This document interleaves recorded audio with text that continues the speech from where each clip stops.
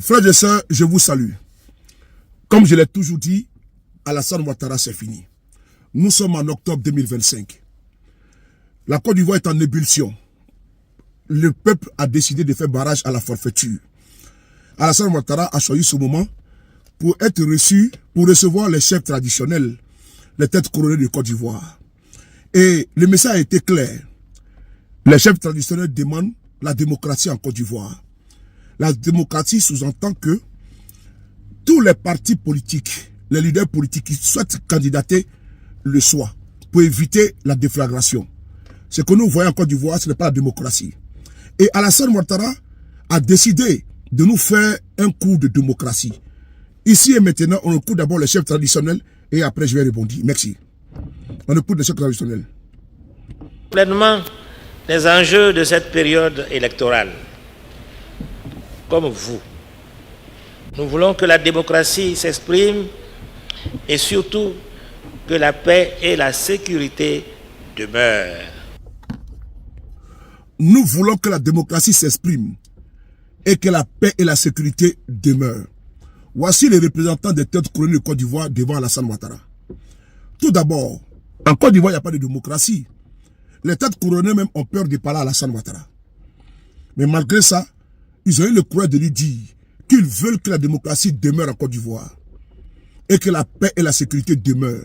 Parce qu'ils sont les porte-parole. Partout, ils voient que les Ivoiriens ne sont pas contents. Et ils ont dit à M. Ouattara, de façon claire et nette. Et mieux, aujourd'hui, les têtes couronnées, Baoulé, puisque c'est à Yamoussoukro, ont refusé de venir assister à cette litanie d'Alassane Ouattara, où il est toujours dans le déni, il s'engouffre, il s'enfonce.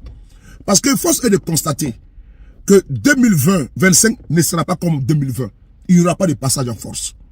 On va ici écouter Alassane Ouattara lui-même, avant maintenant qu'on va rentrer dans le fond de ma vidéo. On écoute Alassane Ouattara. Élection présidentielle. Les élections, la période des élections est essentielle pour notre démocratie. Elle est toujours une période sensible, quelquefois de troubles et de peur. C'est pourquoi je voudrais vous remercier pour avoir su trouver les mots justes, ceux qui appellent à la paix, à la responsabilité, au dialogue et à la retenue. Je salue votre engagement à œuvrer pour des élections apaisées et nous ferons tout pour qu'il en soit ainsi. Je mesure pleinement la portée de votre parole dans nos villages, nos quartiers et nos familles. Elle touche le cœur, inspire confiance et appelle à la sagesse.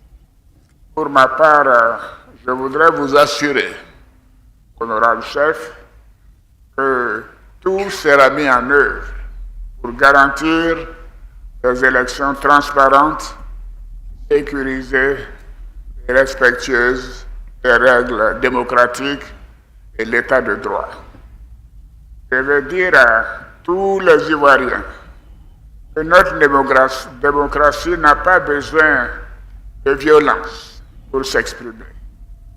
Nous avons des débats d'idées, des choix éclairés.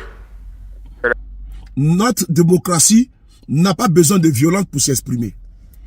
Parce que les chefs ont dit à Alassane Ouattara que la situation elle est délétère. Il faut le dialogue. Vous vous souvenez que les partis politiques de Côte d'Ivoire ont demandé maintes fois, depuis des années, à M. Ouattara le dialogue, il a refusé. Il a purement et simplement refusé. Aujourd'hui, acculé, cerné, puisque le peuple est vent debout, Ouattara dit que la démocratie n'a pas besoin de violence pour s'exprimer. Mais vous tous, vous êtes témoins. C'est Ouattara qui a dit en Côte d'Ivoire ici, je frapperai ce pouvoir moribond et il tombera. Nous rendrons la Côte d'Ivoire ingouvernable. Ouattara l'a dit, je n'attendrai pas 5 ans pour aller aux élections. C'est lui qui dit qu'on n'a pas besoin de violence pour s'exprimer. Alors que lui, il a passé le temps à déstabiliser tous les régimes. Le régime de Bédié, paix à son âme, le régime de Gueye Robert, paix à son âme, le régime de Gbagbo Laurent. C'est lui qui a passé le temps à déstabiliser ces régimes-là. Aujourd'hui, le peuple de Côte d'Ivoire est en train de lui opposer les rapports de force. Il dit non, On n'a pas besoin de violence pour s'exprimer. C'est Ouattara qui a choisi ce chemin aujourd'hui. Je tenais à travers cette vidéo à dire à nos frères et sœurs de continuer la lutte. Parce que seule la lutte libère. Ouattara aujourd'hui, il est apeuré. Ouattara aujourd'hui, il est acculé. Le RDR tombera en 2025. 15 ans de souffrance, 15 ans de prévarication, 15 ans de corruption. Je pense qu'il est temps d'arrêter l'hémorragie. Je vous remercie.